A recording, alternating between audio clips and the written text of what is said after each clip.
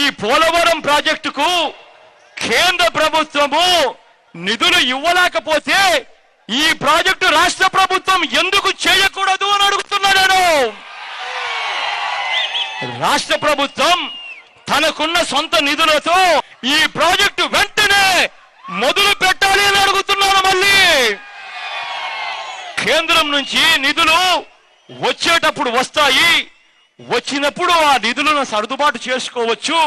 ఈ ప్రాజెక్టు గన మనం పూర్తి చేసుకోలేకపోతే రాబోయే రోజుల్లో ఈ రాష్ట్రం ఎడారి అవుతుంది అన్న సంగతి ఒక్కసారి గుర్తెరగమని చెప్పి ఈ రాష్ట్ర ప్రభుత్వాన్ని నేను కోరుతున్నాను.